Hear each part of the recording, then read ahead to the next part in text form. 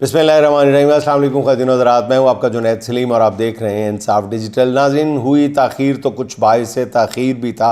आज का वीलॉग आप कुछ ताख़ीर से देख रहे हैं, लेकिन उसकी वजह ये थी कि आपको ये बताना था कि इन नून लीग की हुक्मरानों की जो पैसे की लालच और ग्रीड है, जो लस्ट है, वो किस हद तक नीचे जा चुकी है, वो आपको आगाह करनी थी। इस हवाले से एक बहुत बड़ी खबर, बल्कि बहुत ही अफसोसनाक ख़बर है, उसकी कुछ तफसीलात की तस्दीक करना मकसूद था, इसलिए कुछ ताख़ीर हो गई। तो वो भी आपकी खिदमत में आज ख़बर अर्ज़ किए करूँगा। इसके अलावा नाज़रीन, आज हम बात करेंगे मफ़ाहमत की बात मज़ामत की जानिब कैसे बढ़ने लगी है, इस्टेब्लिशमेंट इमरान ख़ान से क्या चाहती है और कप्तान किस बात पर तैयार नहीं है, इस पर बात करेंगे। इमरान ख़ान की सबसे बड़ी ताकत क्या है और कोशिश के बावजूद उसे कमज़ोर क्यों नहीं किया जा सका। PTI अरकान को नहली की धमकियां अब कौन और क्यों दे रहा है, इस पर भी बात करेंगे। इमरान खान से कल रात गए अडियाला में किसने मुलाकात की है, क्या खबर है, इस पर भी बात होगी। लेकिन पहले जिक्र हो जाए तर्जमान पाक फ़ौज का, जिन्होंने आज भरपूर कॉन्फ्रेंस की है, जिसमें उन्होंने बताया है कि किस तरह भारत ने पाकिस्तान के अंदर दहशतगर्दी का एक जाल बिछा रखा है। खुशदार में बच्चों की बस पर हमला भी, बल्कि इंतहाई बुज़दिलाना बेरहमाना जो हमला है वो इसी नेटवर्क ने कराया है। तर्जमान पाक फ़ौज लेफ्टिनेंट जनरल अहमद शरीफ चौधरी ने बताया कि मारंग बलोच का मसक शुदा चेहरा, शैतानी चेहरा सामने लाएं। ये दहशत गर्दों की प्रॉक्सी है और ये जो मिसिंग पर्सनस की तस्वीरें उठाए फिरते हैं, इनमें से आधे तो दहशतगर्द निकलते हैं और जब मारे जाते हैं तो उन्होंने कहा कि भारतीय मीडिया स्टेट कंट्रोल्ड है और वहाँ आज़ाद मीडिया का कोई वजूद नहीं है। किसने कहाँ बैठना है, किसने क्या बोलना है, कब बोलना है, ये सब कुछ तयशुदा होता है। पाकिस्तान में मीडिया की आज़ादी पर सवाल उठाने वालों को अब अंदाज़ा हो जाना चाहिए कि पाकिस्तान का मीडिया कितना आज़ाद है। यहाँ मीडिया को मुकम्मल आज़ादी हासिल है। DGISPR ने कहा है कि हम सिर्फ पाकिस्तान की आवाम को जवाब दें हैं और DGISPR ने कहा है कि दहशत गर्दों पर मजबूत हाथ डालने का वक्त आ गया। DGISPR साहब सिर्फ अगर हिंदुस्तान की बात कर देते तो भी बात समझ आ जाती कि वहाँ पे मीडिया जो है कंट्रोल्ड है और इस्टेब्लिशमेंट वहाँ पर भी पंगेबाजी करती है पूरी तरह, सबको पता है। तो पाकिस्तान का नाम भी जिक्र करते तो भी समझ आ जानी थी हमें बहुत अच्छी तरह उनकी बात। अच्छा नाज़रीन, भारत के साथ जंग के दौरान मुल्क को हासिल होने वाली यकजहती की जो फ़िज़ा है वो बदकिस्मती से आहिस्ता आहिस्ता नहीं बल्कि बहुत तेज़ी के साथ तहलील होती जा रही है। हालात जिस जानिब बढ़ रहे हैं और इस पर किसी भी तरह इत्मीनान का इज़हार नहीं किया जा सकता। क्या वजह है कि PTI और इस्टेब्लिशमेंट के दरमियान होने वाला सीज़ फायर बहुत ही आर्जी साबित हुआ है। अब आगे क्या होने जा रहा है, इस बारे में शहर इक़्तिदार में अफवाहें हैं। पहली बात यह है कि PTI और इस्टेब्लिशमेंट के दरमियान ब्रेक थ्रू क्यों नहीं हो रहा। ज़राए का कहना यह है कि इस्टेब्लिशमेंट के तहरीक इंसाफ से 3 मुतालबात हैं। पहला ये कि वो 9 मई के मामलात पर कुछ पीछे हटे और इस पर ढीली ढाली सी माजरत करे, लेकिन करे ज़रूर। चाहे इसी तरह कह दे कि अगर इसमें PTI के कारकुन मुलव्वस हैं तो वो इस पर माजरत करते हैं। मगर इसके बरक्स इमरान खान कहते हैं कि 9 मई के मामले पर जुडिशल कमीशन बनाकर दूध का दूध और पानी का पानी किया जाए। 9 मई आज भी PTI और इस्टेब्लिशमेंट के दरमियान सबसे बड़ी फॉल्ट लाइन है, ये साबित होने लगा है। समझ आने लगी है नाजरीन कि नून लीग अभी तक 9 मई को ही क्यों एक्सप्लॉइट करती है। अभी तक इस मामले में काफ़ी हद तक वो कामयाब भी है। दूसरी बात जो इस्टेब्लिशमेंट चाहती है कि PTI मौजूदा हुकूमत के साथ मुज़ाकरात करे, यानी मौजूदा हुकूमत के साथ करे, हमारे साथ ना करे।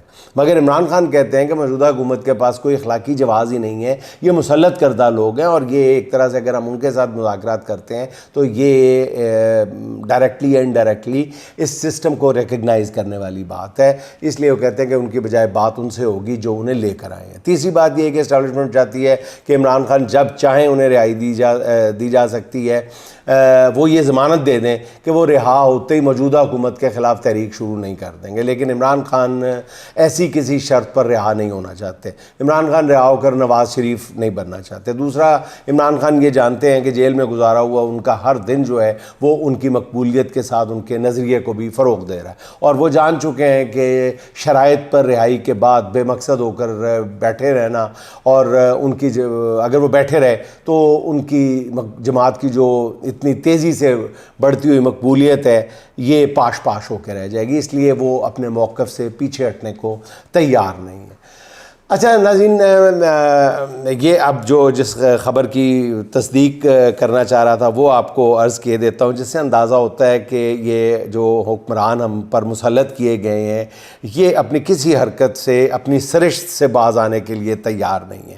ناظرین، کچھ عرصہ پہلے فیصل آباد میں ایک کسٹم انسپیکٹر جو ہیں، ویجیلنس کے کسٹم انسپیکٹر جو ہیں، انچارج ہیں وہاں کے فیصل آباد کے، وہ 1 یا 2 آئل ٹینکرز پکڑ لیتے ہیں، اور ظاہر ہے وہ اسمگلڈ آئل ہوتا ہے تو وہ پکڑ لیتے ہیں۔ اچھا، وہ جو جس بندے کے وہ آئل ٹینکرز ہوتے ہیں، وہ آبویسلی جس کا بھی ایسا کوئی مال پکڑا جاتا ہے چوری کا، وہ ارد گرد اپنے کوئی چور دوست تلاش کرتا ہے کہ کسی کی سفارش ہو جائے، تو وہ جو بندہ جو تیل کا مالک ہوتا ہے آئل ٹینکرز کا، وہ بھی ارد گرد تلاش کرتا ہے کہ کون بندہ میرے آئل ٹینکر چھڑوا دے گا۔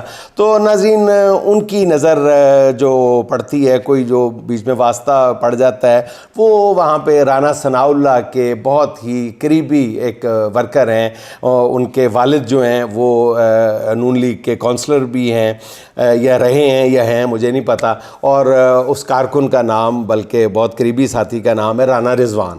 رانا رضوان تک وہ ٹینکرز کا مالک پہنچ جاتا ہے، اور وہ ساری بات بتاتا ہے کہ جی میرے ایسے آئل ٹینکر پکڑے گئے، تو رانا رضوان کہتا ہے مسئلہ ہی کوئی نہیں ہے۔ رانا رضوان صاحب فوری طور پہ جناب وہ کرتے ہیں، اس کسٹم انسپیکٹر کے بات کرتے ہیں، اور اس بندے کو کہتے ہیں، آئل ٹینکر کے مالک کو کہتے ہیں کہ 12 لاکھ روپے لاؤ۔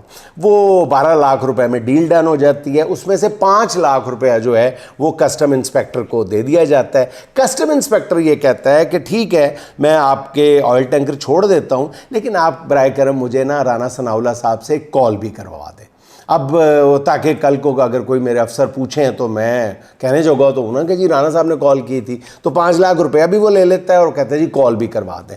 اب رانا ثناء اللہ صاحب کے دفتر سے ایک عجیب و غریب کال جاتی ہے جو بظاہر فیک کال لگتی ہے، اور وہ انسپیکٹر جو ہے وہ کال سن کے تھوڑا شش و پنج میں پڑ جاتا ہے، اس کو بھی شک ہونے لگتا ہے کہ یہ رانا ثناء اللہ کی آواز نہیں تھی اور نہ ان کے دفتر سے آئی کال لگ رہی ہے۔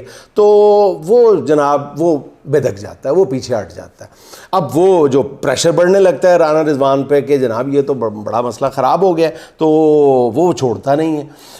اچھا ناظرین، اتنی دیر میں یہ جو بندہ ہوتا ہے جس کے آئل ٹینکر پکڑے جاتے ہیں اور 12 لاکھ روپیہ بھی جاتا ہے اس کے ہاتھ سے اور آئل ٹینکر بھی نہیں چھوڑتا، وہ بندہ ایک اور وہاں پہ جو نون لیگ کی لیڈر ہے، یہ ناظرین ذہن میں رکھے کہ فیصل آباد میں جو نون لیگ ہے کئی اور طرح کی گروپنگ بھی ہوگی، وہاں پر ایک گروپنگ جو ہے وہ رانا اور ارائیں بھی ہے، راجپوت اور ارائیوں کی بھی ہے۔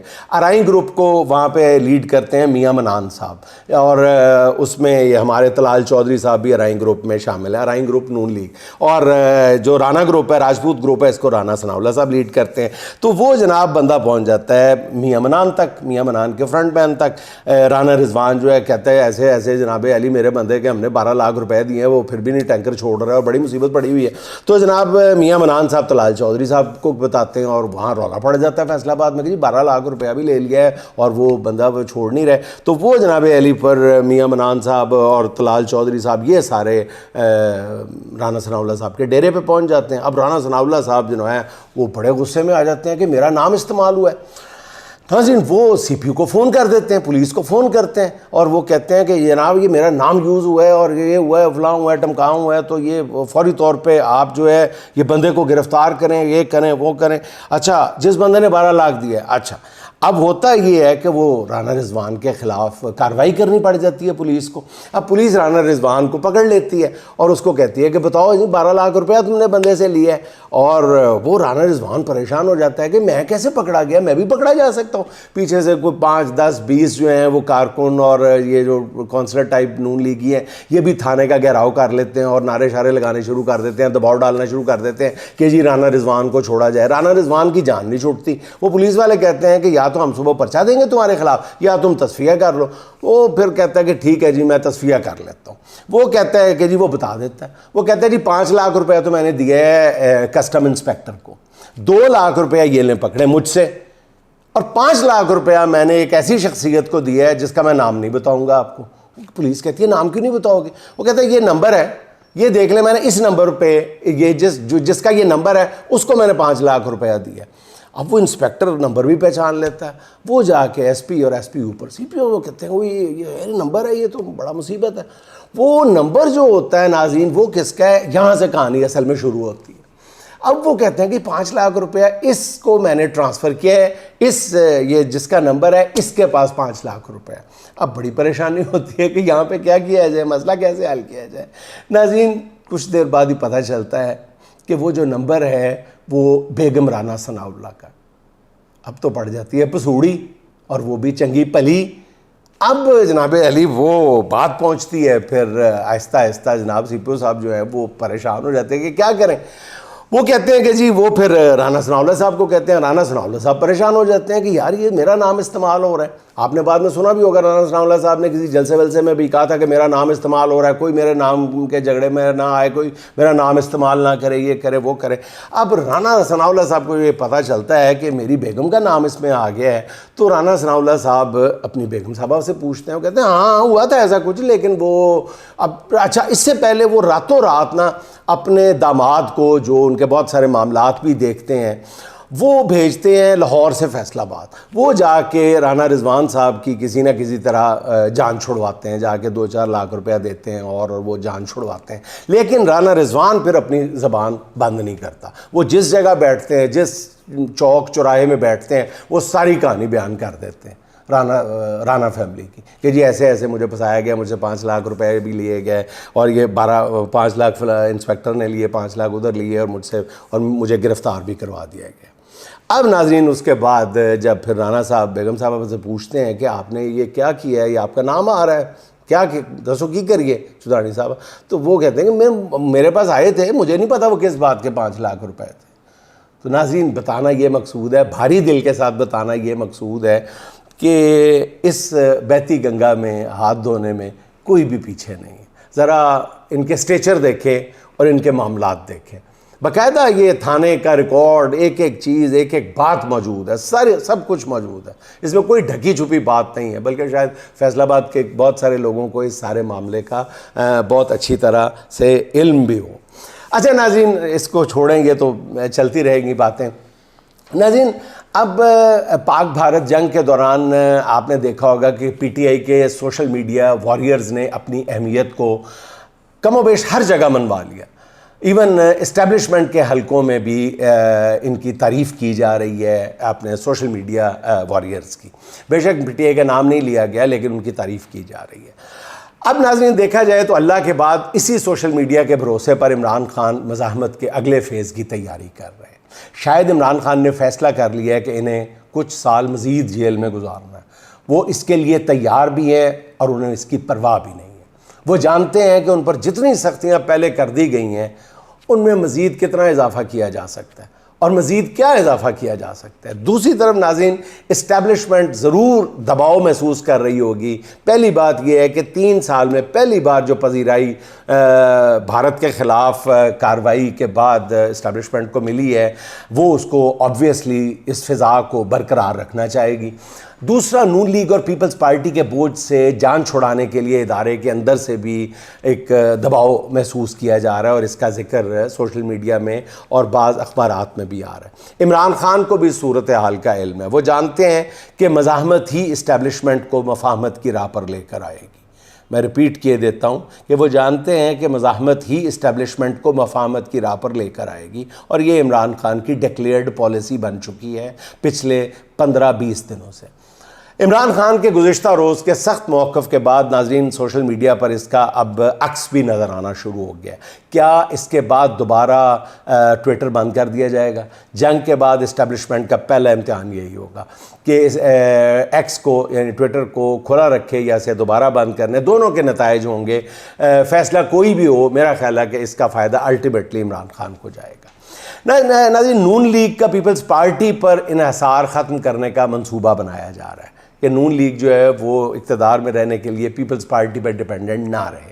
فیصل چودھری کہتے ہیں کہ پی ٹی آئی کے 40 سے 50 ایم این ایز کو نااہل کروانے کا منصوبہ بنایا گیا ہے۔ یہی بات اداروں کے قریب سمجھے جانے والے منیب فاروق نے بھی کہی ہے، جن کا کہنا یہ ہے کہ پی ٹی آئی کے ارکان کو نااہل کرا کے ان نشستوں پر ضمنی الیکشن ہوگا، اور ایسے ہوگا کہ لوگ 8 فروری کو بھول جائیں گے۔ یعنی یہ لوگ کتنے آرام سے یہ بات کہہ دیتے ہیں فخریہ انداز میں، جیسے 8 فروری کو بہت بڑا کارنامہ سر انجام دیا گیا تھا۔ اچھا اینی ہاؤ، فی الحال ناظرین اس دھمکی کو لانچ کرنے کا مقصد یہ ہے کہ تحریک انصاف کے اندر بددلی پیدا کی جائے، مایوسی پیدا کی جائے، ڈرایا جائے، ایک کہ لوگ تحریک کے لیے سڑکوں پر نہ آئیں، اور پی ٹی آئی کے ارکان اسمبلی کا اتنا بددل کر دیا جائے ان کو کہ وہ الٹا اس تحریک کی ناکامی کے لیے اندر خانے کام کرنا شروع کر دیں۔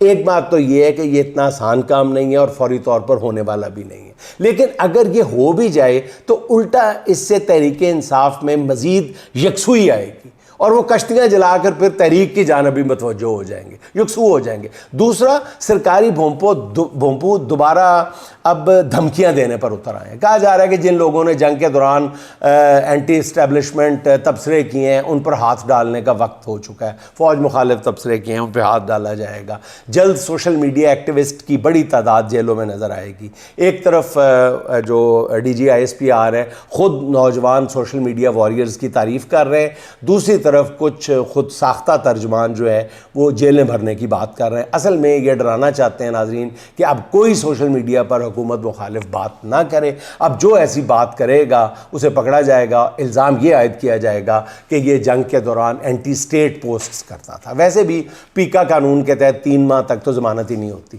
شاید ناظرین اسی منصوبے کی کچھ بھنک عمران خان کو پڑ چکی ہے، اور وہ بھی اسی شدت سے رد عمل کا منصوبہ بنائے بیٹھے ہیں۔ اسی لیے انہوں نے اپنے لوگوں کی کافی سرزنش کی ہے اور اپنے لہجے میں کوئی نرمی لے کے نہیں آئے گزشتہ روز عمران خان۔ علی امین گنڈا پور کی تو ناظرین کل بھی عرض کیا تھا کہ باقاعدہ کلاس ہوئی ہے اور اچھی خاصی ہوئی ہے۔ ان سے کہا گیا ہے کہ حکومت نہیں ہو رہی تو استعفیٰ دے دو یا اسمبلیوں سے نکل جاؤ۔ لگتا ہے کہ اس بار ناظرین تحریک ذرا مختلف انداز میں چلے گی۔ معروف صحافی حامد میر کا کہنا ہے کہ تحریک انصاف کے پاس خیبر پختونخوا اور گلگت بلتستان کے راستے بند کرنے اور ڈی چوک پر آنے کا یعنی دونوں آپشنز موجود ہیں ایک ہی وقت میں۔ ذرائع کے مطابق اگر صرف خیبر پختونخوا کو ملک کے دیگر حصوں کو ملانے والے راستے ہی بند کیے جائیں تو پورا ملک، پورا سسٹم چوک ہو کے رہ جائے گا۔ پی ٹی آئی رہنما جنید اکبر نے وزیرستان میں ڈرون حملے کے خلاف احتجاج کا اعلان کر دیا۔ اپنے ایک بیان میں انہوں نے 26 مئی بروز پیر پشاور کے ہشت نگری چوک میں بھرپور احتجاج کا اعلان کیا ہے۔ جنید اکبر نے کہا ہے کہ اس احتجاج کو کامیاب بنانے کے لیے تمام کارکن شریک ہوں۔ وزیرستان میں ڈرون حملے پر عمران نے بھی سخت تنقید کی ہے۔ ان کا کہنا تھا کہ اس طرح کے حملے جو ہیں وہ دہشت گردی کو فروغ دیتے ہیں۔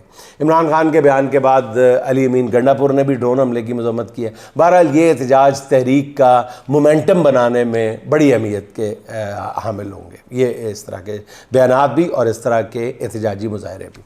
اچھا ناظرین، دوبارہ مزاحمت کی تیاریوں کے دوران خبر آئی ہے کہ گزشتہ روز عمران خان کے سخت رد عمل کے بعد رات گئے جیل میں عمران خان سے ایک اور اہم ملاقات ہوئی ہے۔ ذرائع کہتے ہیں کہ رات گئے عمران خان سے بیرسٹر سیف نے جیل میں ملاقات کی ہے، جس میں انہیں مذاکرات کے حوالے سے کوئی اہم پیغام پہنچایا گیا ہے۔ ذرائع کا یہ کہنا ہے کہ بیرسٹر سیف نے گزشتہ چند روز قبل بھی رانا ثناء اللہ سے بھی ملاقات کی تھی، جس میں حکومت اور پی ٹی آئی کے درمیان مذاکرات شروع کرنے سے متعلق مختلف پہلوؤں پر غور کیا گیا تھا۔ عمران خان کی رات گئے بیرسٹر سیف سے ہونے والی ملاقات کی کئی ذرائع نے باقاعدہ تصدیق کی ہے، جس کے بعد ان قیاس آرائیوں کو تقویت ملی ہے کہ پس پردہ بات چیت بھی کافی آگے بڑھ چکی ہے۔ اس بار تمام معاملات خود عمران خان نے اپنے ہاتھ میں لے رکھے ہیں۔ اب ذرائع یہ کہتے ہیں کہ اسٹیبلشمنٹ اور پی ٹی آئی کے درمیان سامنے نظر آنے والی جو تلخی ہے وہ کئی لوگوں کے لیے نظر کا دھوکہ بھی ہو سکتی ہے، تاکہ پس پردہ مذاکرات کے بارے میں کسی کو زیادہ بھنک نہ پڑے۔ یہی وجہ ہے کہ پی ٹی آئی اور اسٹیبلشمنٹ کے درمیان بظاہر تلخ بیانات کے باوجود نون لیگ کے اندر بے چینی پائی جاتی ہے۔ ناظرین، گزشتہ روز بھی عرض کیا تھا نا میں نے کہ یہ جو اگر مذاکرات نہیں ہو رہے اس کا جو بینچ مارک ہے جانچنے کا، جو بیرومیٹر ہے جانچنے کا، وہ نون لیگ کی بے چینی ہے۔ اگر مذاکرات نہیں ہو رہے تو پھر نون لیگ ستہ ہی خیر ہے، اگر کہیں پہ مذاکرات ہو رہے تو نون لیگ آپ کو بے چین نظر آئے گی۔ اور نون لیگی قیادت کو اندازہ ہے کہ اسٹیبلشمنٹ ان سے کسی نہ کسی بات پہ ناراض ہے، اور وہ اچھی طرح جانتے ہیں کہ کس بات پہ ناراض ہے۔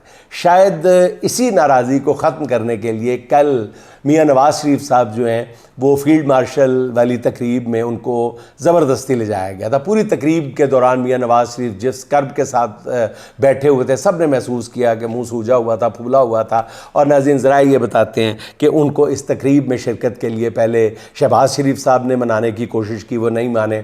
پھر ان کی صاحبزادی نے کہا کہ سمجھایا تو تب بھی نہیں مانے، تو پھر انہوں نے یہ بھی یہاں تک کہہ دیا مریم نواز صاحبہ نے کہ اگر آپ اس تقریب میں نہ گئے اس سے تلخیاں بڑھیں گی اور ہم دوبارہ اسی جگہ پہ چلے جائیں گے جہاں پر ہم پہلے تھے۔